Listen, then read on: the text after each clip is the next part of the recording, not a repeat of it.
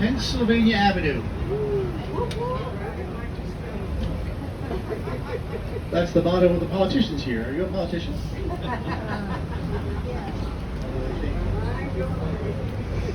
Oh, don't worry.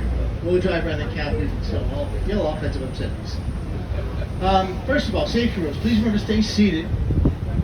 Even if we're at a stoplight or a stop sign, just stay in your chair because that's totally suddenly you can. If you're standing, go flying, you hurt yourself, you'll sue the company, and I'll get fired for living in your attic. You don't want that. So you have you up like Ned living up there on ground rice and fish heads. Secondly, please keep all your body parts inside the trolley, your head, your arms, your shoulders, any other body parts you can imagine. That way they won't get taken off by passing bus. I'll give you another safety rule in just a few minutes. But right now, directly ahead of us is Pennsylvania Avenue. We're turning towards the Capitol. See the Capitol ahead of us? We'll go all the way around the Capitol. We'll head down along the National Mall, see some museums at the Smithsonian. We'll drive by the big pointy thing, the Washington Monument. We'll drive by the White House, the Wood Memorial. We'll see the Jefferson Memorial.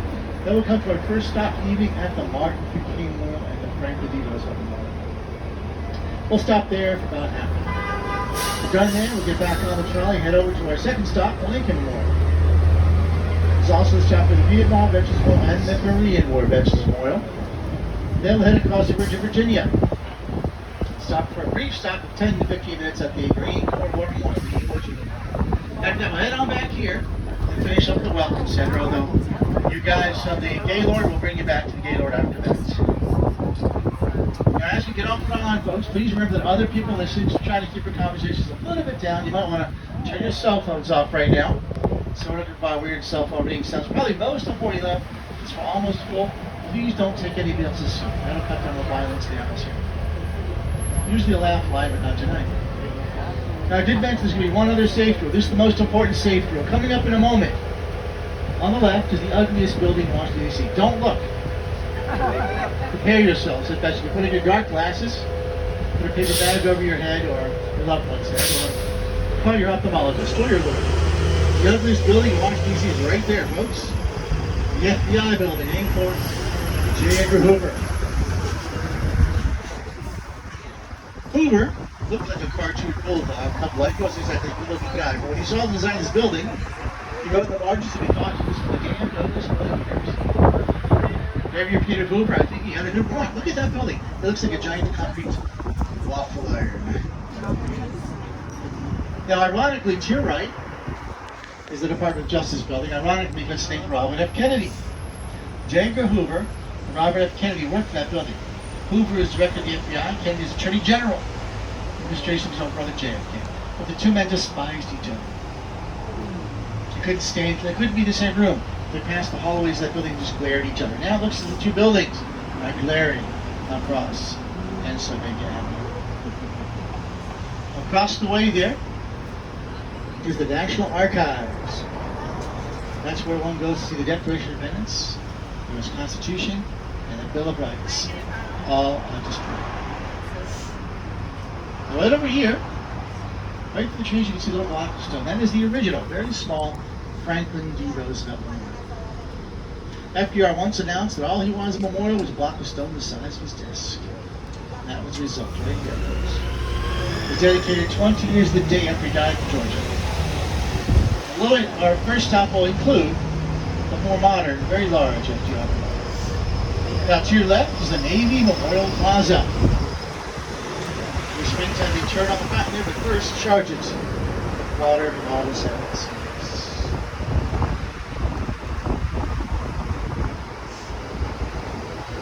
Now looking out of the Navy Plaza to your left is a man on horseback in the trees there. That's Winfield Scott Hancock, famous Civil War general.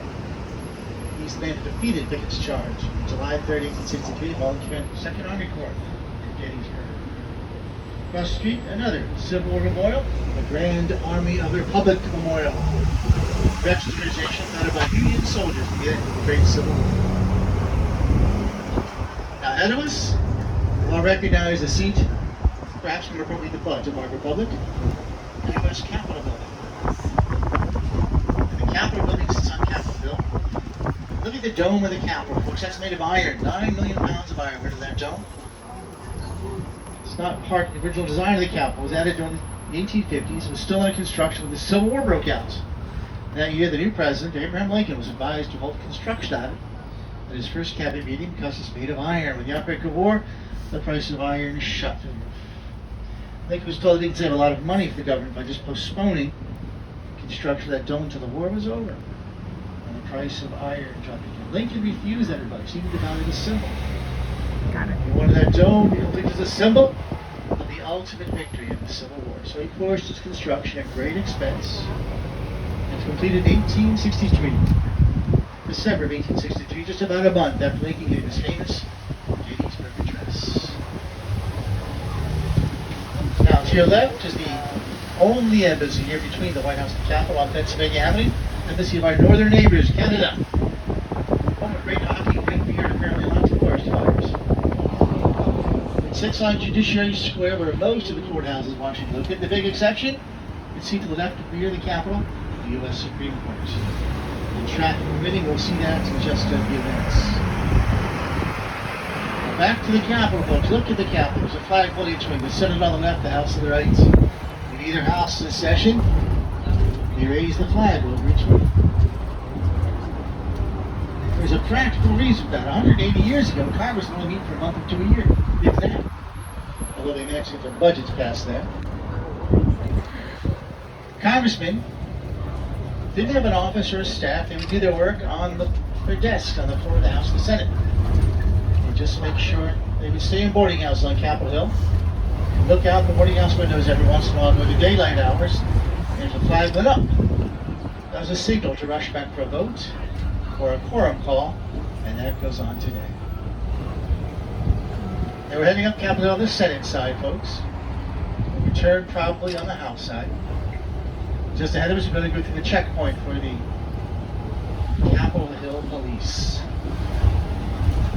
Usually they just wave us through, but sometimes they stick their head down and have a look around. It's nothing to worry about. Just try not to look suspicious.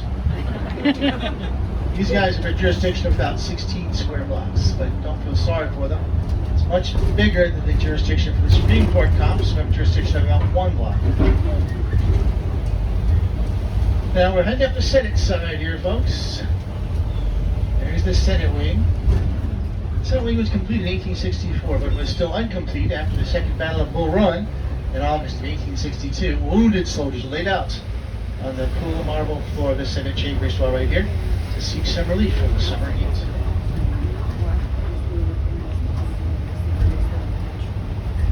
Now you can get a hint of how hot it gets here in Washington, but today it's not as bad as it gets later in the month. It would be hellish later. But back in the 19th century, whenever the British Foreign Office sent a new diplomat to Washington, they were first sternly lectured that they were going to a tropical city. That is strange, they sound to say, folks. Not only did they lack air conditioning back then, they used to have outbreaks of malaria and yellow fever here each summer as late as the year 1900. Now, there's 100 U.S. senators. Each senator has a huge office suite paid for by us. The 3 Senate office buildings are to your left. First one here is the Russell Building, for Senator Russell of Georgia. The last one in the distance, the taller one, is the Hart Building, named for Senator Hart of Michigan. In between is the Dirksen Building, named for Senator Everett Dirksen of Illinois. Dirksen was real power on the Senate Budget Committee for many, many years. He once gave a memorable quote to reporters. He was a big proponent of budget cuts. And once a reporter asked him a question about budget cuts, and Dirksen replied by saying, well, speaking of budget cuts, you get $1 million here and $1 million there. Pretty soon it adds up to real money. A reminder, the federal budget is much different from yours and mine. One thing, it's an awful lot different. And off to your right there is the plaza, which sits over the Capitol Visitor Center. That's where you go if you're going to visit the Capitol. Check your security first, and on a really busy day in the springtime, they'll have 10,000 people go through security to head into the Capitol building. Coming up on your left here is the U.S. Supreme Court. The Supreme Court building was begun in 1930, completed in 1935, built during the Depression at a bargain cost of $10 million. It actually came in ahead of schedule and under budget, a rarity among federal contractors. It's made of marble from Alabama and imported from England.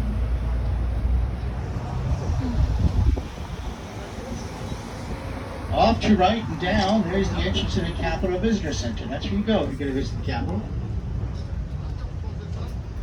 I want y'all to look to your right here. You'll see the east face of the Capitol. This is where presidents took the oath of office prior to 1981. Right here. It's where John F. Kennedy was sworn in 1961 and gave a brilliant inaugural address. Ask not what your country can do for you, ask what you can do for your country. This is where Franklin D. Roosevelt was sworn in. 3 of the 4 times took the oath of office. This is where President Abraham Lincoln was sworn in twice. On the second occasion, he gave the greatest, I think, of the inaugural addresses.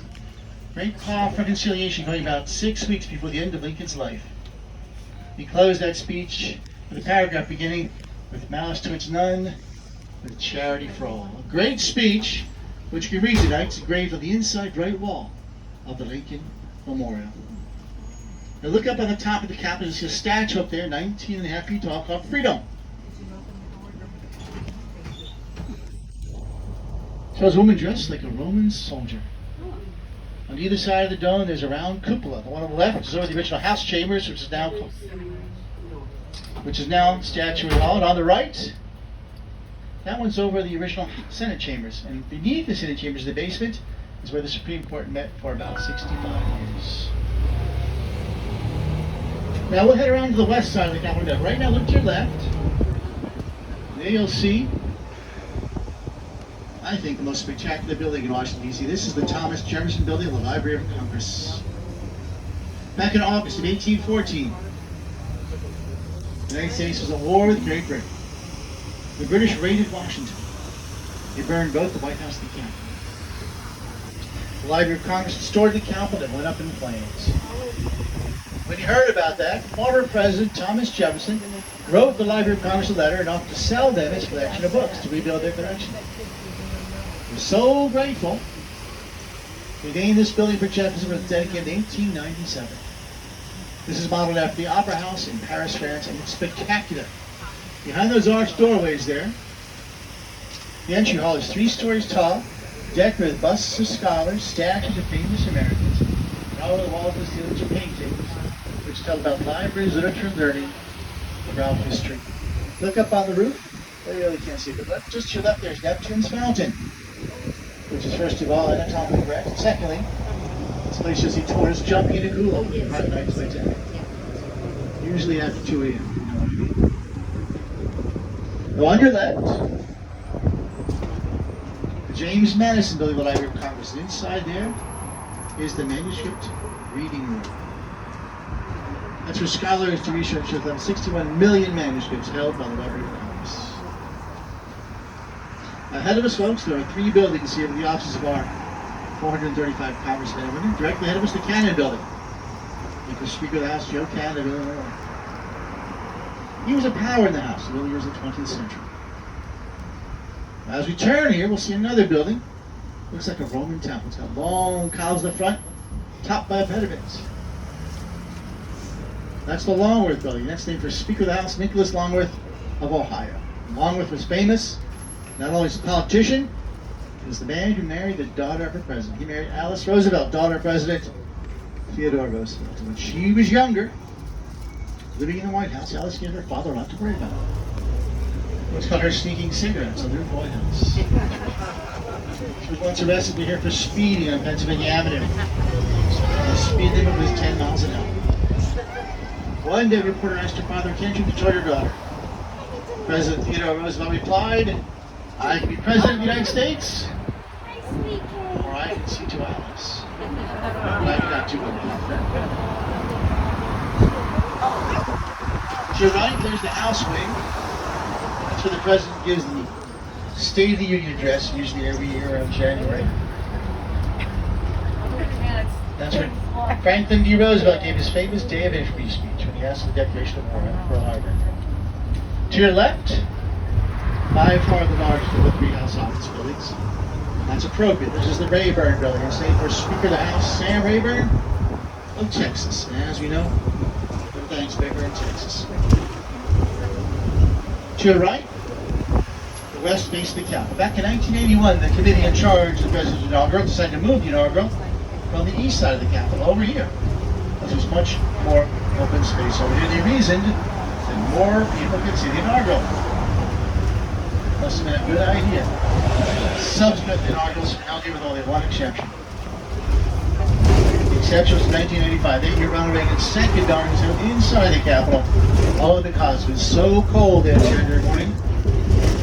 There was some real fear the musicians playing at the inaugural would have their lips stick to their brass instruments.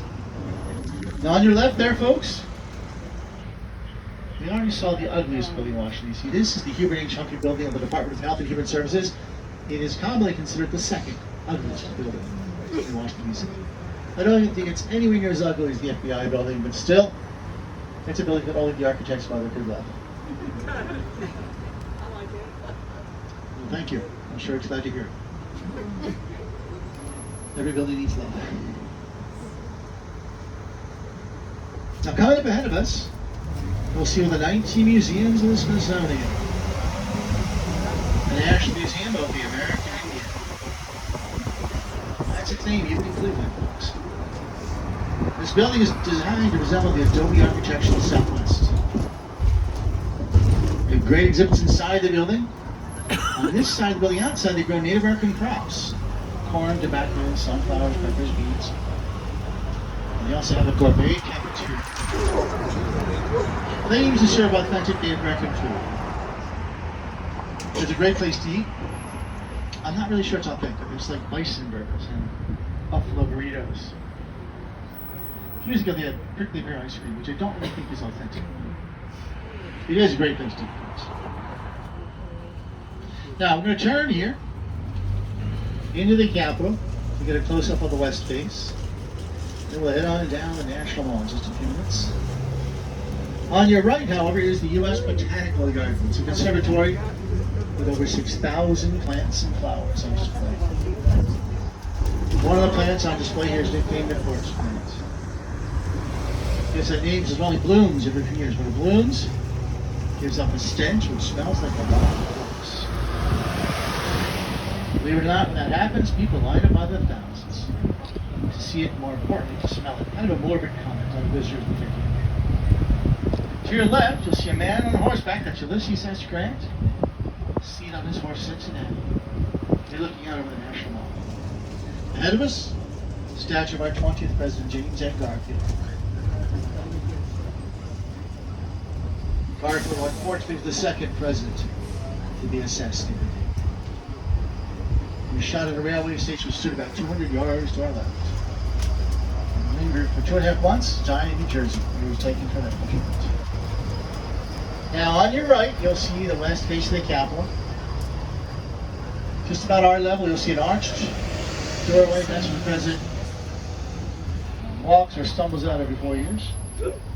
Takes the oath of office and gives the inaugural address. And when that happens, the National Mall will be covered with people as far as the Washington Monument. Now, to your left, you can see through the glare there. You see the rear view of Grant, that is, and his horse Cincinnati. Now, folks, just ahead of us here is the Peace Monument. The Peace Monument honors those sailors who lost their lives at sea during the American Civil War.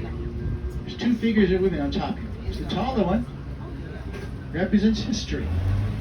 She's holding a tablet which symbolizes the names of those sailors lost at sea. The woman weeping on her shoulder is America, grieving over the loss of all her sons.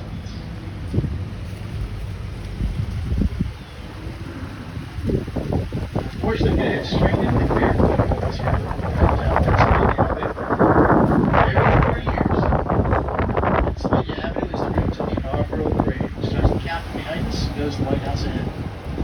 All the traffic signals in the middle of Pennsylvania Avenue are moved from every 4 years. There's nothing to get in the way of the parade as it sweeps down the avenue to the White House.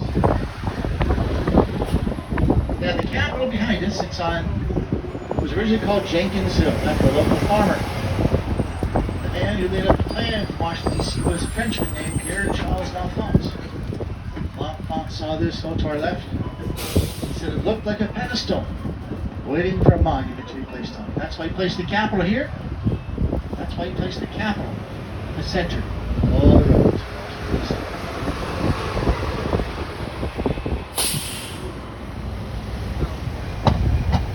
Now on your right, Your first tall turn here. Take down the National Mall. On your right is the East Building, the National Gallery of Art. This building is a great collection of mostly modern art on display in this building. To your left, another view of the National Museum of American Indian. Beyond this museum is normally, for those who visit the Museum of the World, the National Air and Space Museum. Inside there, they have, right now it's only about 25% reopened, but they have the Wright Flyer on display, the first plane that ever flew successfully, December 1903 at Kitty Hawk. They have several pieces of moon rock on display. And they have the Spirit of St. Louis, which Lindbergh flew across the Atlantic solo in 1927. To your right,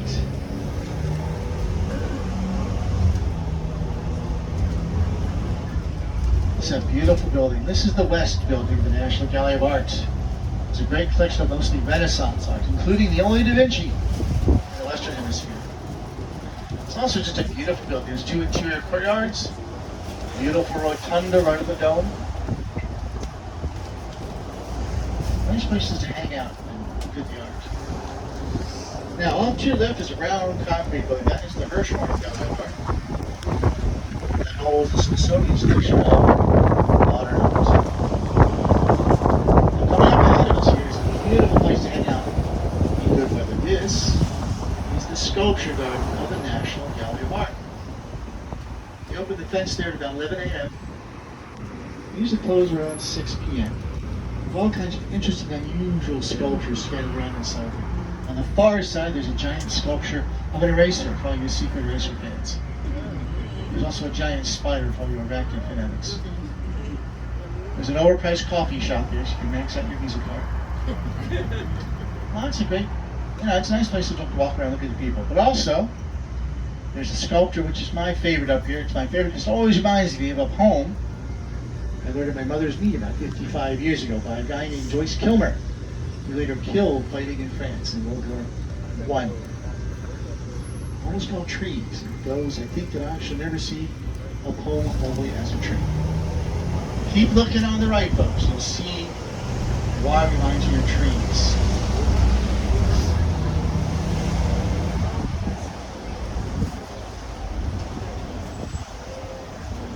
Look at the silver tree. Isn't that spectacular?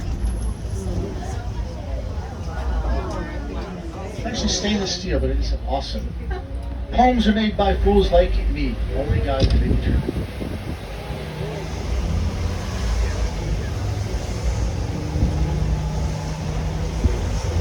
Yeah, that's right. We're here on the right, Museum of Natural History. Beautiful place, which has a lot of great displays. Up on the second floor, the Hope Diamond. Beautiful blue-white diamond. They have all kinds of other diamonds and crystals and gems. They have lots of fossils, dinosaur bones, stuffed animals. Right inside the front door, there's an elephant in stuff. I mean, it's hard it is. It's an elephant.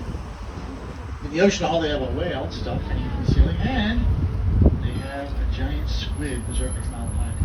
You don't want to see the squid before dinner; it'll ruin your taste for calamari. It looks a little gamey these days. Now, on your left, that's this side. Red Castle, original building of the Smithsonian, and now the headquarters of the Information Center. Unfortunately closed recently for a long overdue renovation. Normally, they have samples of all the other Smithsonian museums. Coming up on the right is my favorite museum, the National Museum of the American History Museum.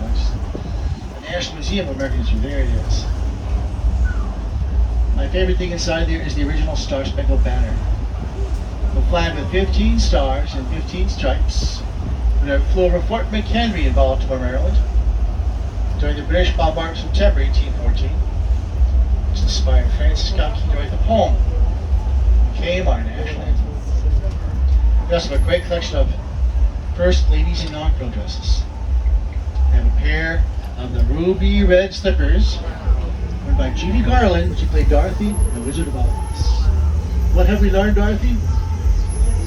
There's no place like home. There's no place like home, that's right.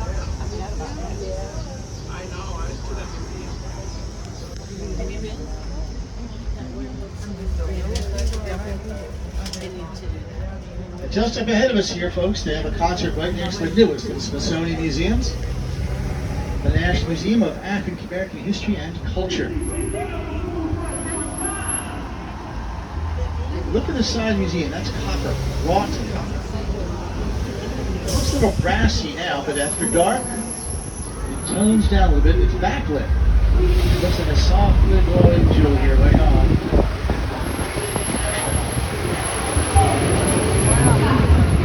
Here's in Lexington, the National Museum of American History and Culture. We'll see over the camera. Looks like a softly glowing jewel right there, folks. Someone has the bass turned up to 11. For reference to one of the great movies in Western civilization, Spinal Tap.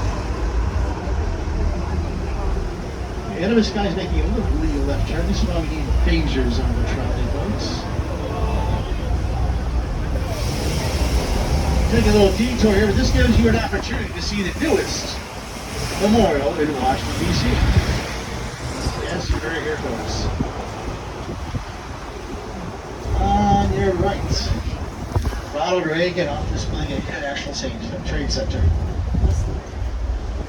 Second largest office building in the D.C. area. Second size along to the Pentagon.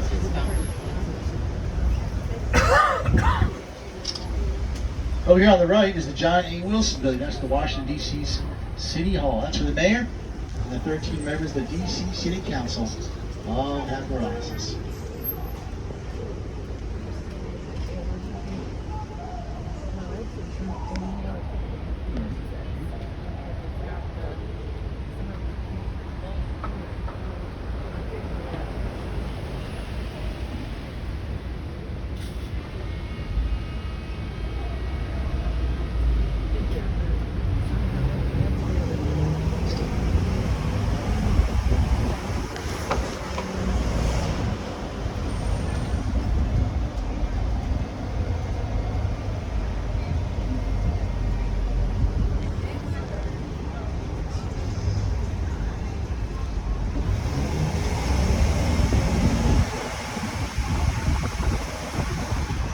Folks, as we turn here, first of all, off to the right, you'll catch a glimpse of the Capitol, almost a mile away down Pennsylvania Avenue.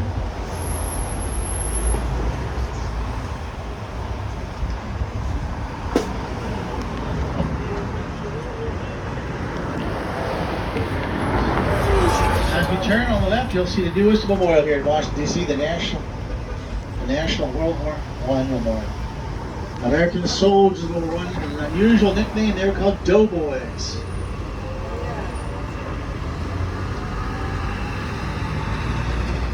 They're commanded by Black Jack Pershing, John J. Pershing. There's a statue of Pershing just to our left there. Across the mirror, there's a screen which will be replaced by bronze frieze over the next few years showing scenes of Americans mostly fighting in France.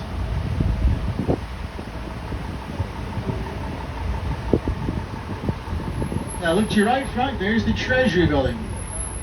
The United States Treasury, folks. You can see the White House is just behind it. The Treasury Building blocks the view from the White House to the Capitol.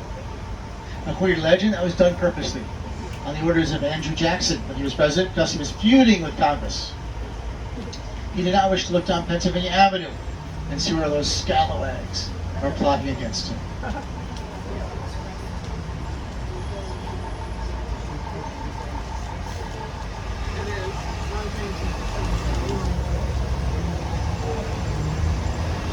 There's a statue of our first Secretary of Treasury, Alexander Hamilton. It's going through a resurgence of popularity these days because of the musical. And on the right, obviously an Atlanta Braves fan, this is William Tecumseh Sherman, the guy who burned Atlanta during the Civil War.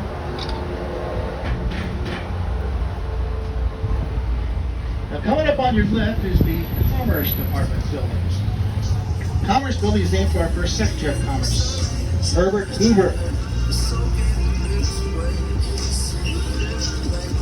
Hoover was later President of the United States, but he made his reputation during the First World War. The United States was neutral. Germany invaded Belgium in August of 1918 at that 1914. The U.S. didn't enter the war until April of 1917. For about 2.5 years, he was responsible for feeding much of the Belgian nation. He was in charge of relief work in Belgium. As a result, he was very popular in Belgium as Japan. And later, when he became president, he'd make a point of visiting the Belgian embassy every week or so.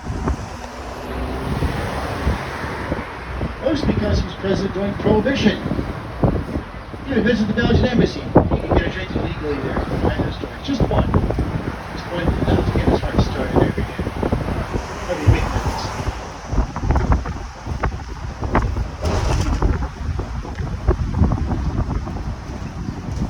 Now, once again, look at the National Museum of the American Indian, folks. It looks a lot different now than it will in a couple hours. We'll see it again. That design is taken from the crown of an African princess. And it's copper.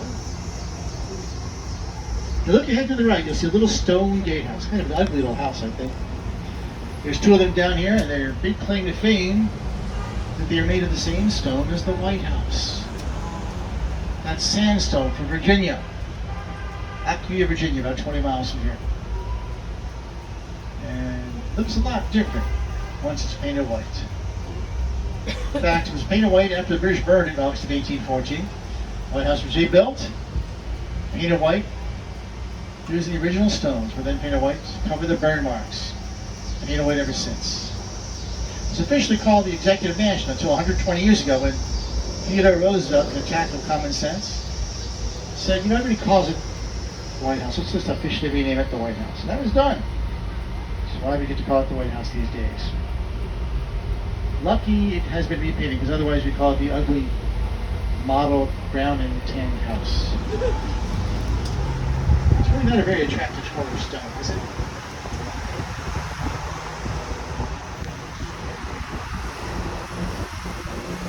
It looks like it was stuck here for the traffic cycle. Meantime, look at the National Museum of the American Indian to your left, to your right. The Washington Monument, 555 feet tall. The Washington Monument was begun as a memorial of President George Washington in the year 1848. They depended on donations for their money to build it. 6 years in the process of building it, they ran out of money. As you turn here, look to your left, you'll see the Washington Monument change its color about a third of the way up. That's when they ran out of money. The bottom part sat unfinished for over 20 years. During the Civil War, the Army took over the Washington Monument stump, converted it into a signal station. Later, after the war was over, Congress appropriated the money to complete the memorial, the monuments. They went to the same quarry they used earlier, trying desperately to match the color of the stones. And by that time, 20 years later, the stones came out of the quarry were darker in color. They were forced to accept that change in color. This is the only place where you can get regular supplies of that inexpensive grade of marble that is the facing of the Washington Monument.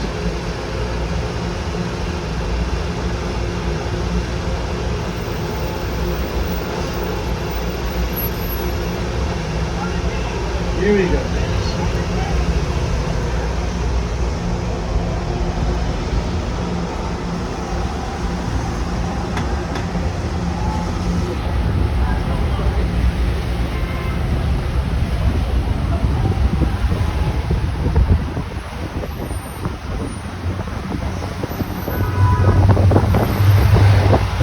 To the right, there's a park called the Ellipse. The Ellipse is just to the south of the White House, folks. The Ellipse is where they have the Easter egg on every Easter Monday.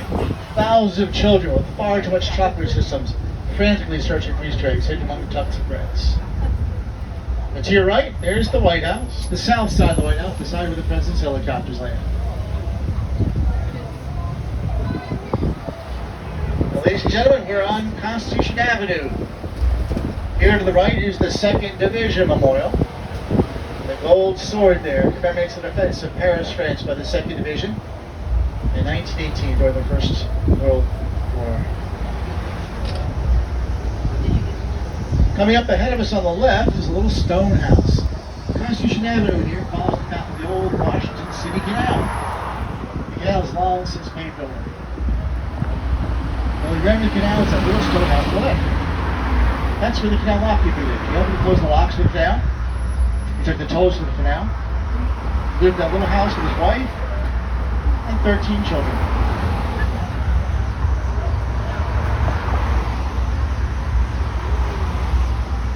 Yes, 13 children.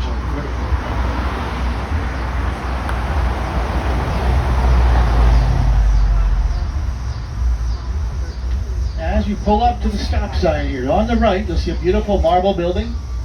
The OAS, the Organization of American States. Every country wants the hemisphere. It's entitled to the delegate of the Organization of American States. Cuba, however, has not set one since 1962. They're very upset by the Bay of Pigs invasion.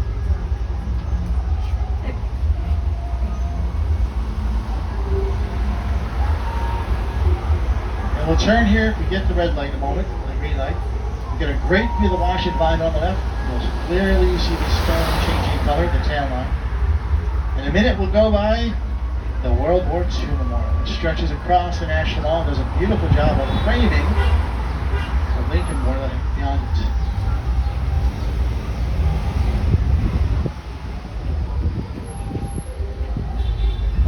You know, they're crossing the line. I would have stopped, folks. Just the other day I was here, and one of these ice cream trucks was playing Jingle Bells over and over. It was about 95 degrees. It was very disconcerting, to say the least. Directly to your right is the other one of those two gatehouses they mentioned. I always hoped there was some kind of a secret tunnel with an exit coming over there. Probably not.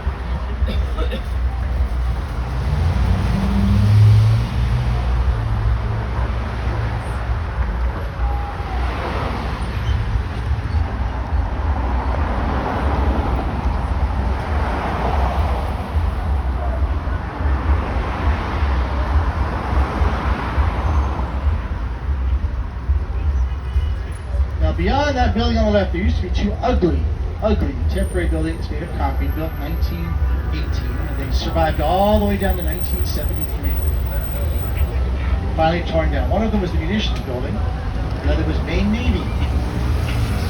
Maine Navy was the headquarters of the U.S. Navy all the way through World War II, a few years after World War II. When he returned from the Pacific, Admiral Nimitz served 2 years here as Chief of Naval Operations. And every day at the end of his workday, he'd walk home to the Naval Observatory, which is where his official mansion was located. It was an exercise club. And can you imagine a 5-star admiral in uniform walking through downtown D.C. today?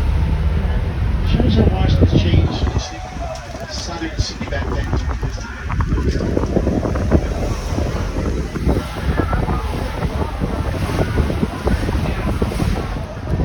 On the right, folks, you'll see the World War II stretching across the National Mall. Each wreath here on a pillar represents one state or territory that made up the United States World War II, including the Philippines there, second from the end. Across the rear of the memorial is a bronze plaque with 4,000 gold stars. Each star represents 100 American servicemen who lost their lives in World War II. The distance, the Lincoln Memorial. All this land was originally a swamp, filled in by the U.S. Army Corps of Engineers in the 1880s. The Corps of Engineers excavated the basin directly ahead of us and used the fill from that to fill in the swamp here. The basin is now called the Tidal Basin, and it's filled with salt water of the Potomac River. Directly ahead of us, the memorial to John Paul Jones, naval hero of the American Revolution. As we go around the bend here, off to your left, you'll see the Jefferson Memorial. Honoring Thomas Jefferson, our first Secretary of State, second Vice President, third President of the United States for 2 terms, founder of the University of Virginia, author of the Declaration of Independence. He's the man who wrote the Declaration of Independence. He also pushed through the Louisiana Purchase. He had did it by executive order, then had to go beg Congress to appropriate the money to finish that purchase.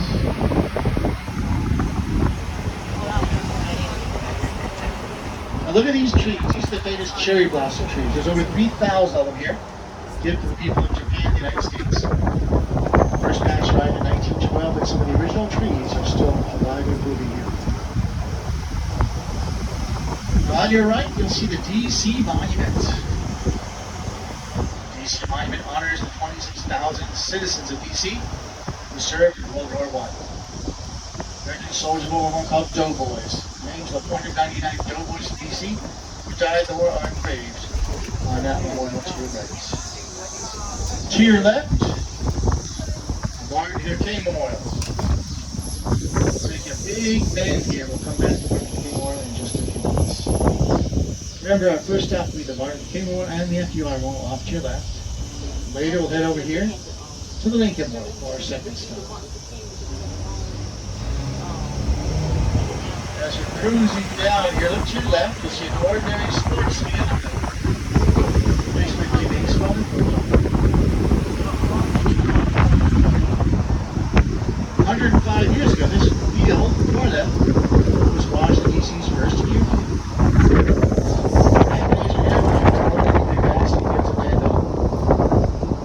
In May of 1818, the U.S. Post Office Department started their first airmail service. First, scheduled airmail service.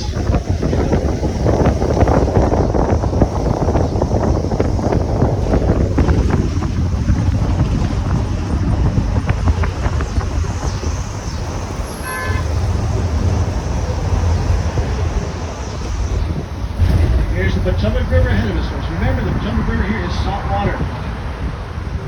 Rise and falls to the top. It's the estuary of the Chesapeake Bay.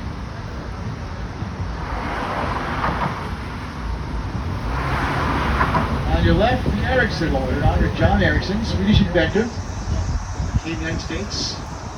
Among other things, he designed and built the U.S. Navy's first American warship. It was his monitor, which fought the Confederacy's first Confederate States ship, Virginia. First battle between ironclad ships and instruments.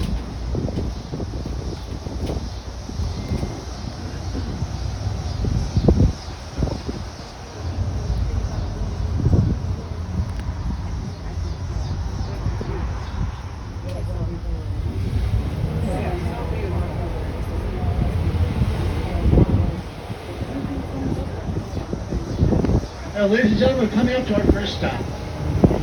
Two memorials this stop. The first one is the FDR Memorial, Franklin D. Roosevelt, the only American president to connect with the Foreign Service Office.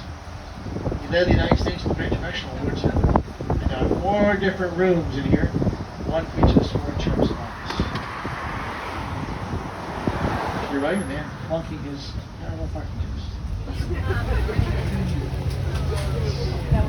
Not on the tour every night, remember.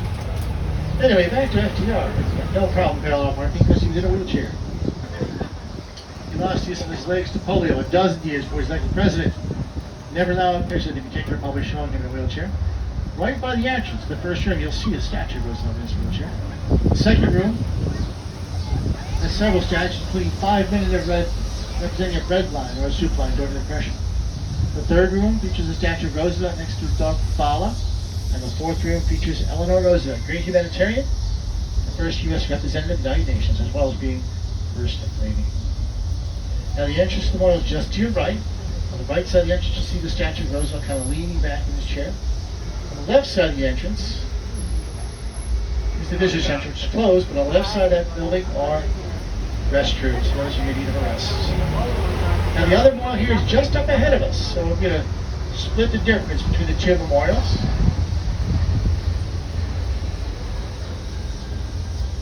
Just up ahead of us, see the pathway where that green scooter is? Just go down that pathway and see the great statue of Dr.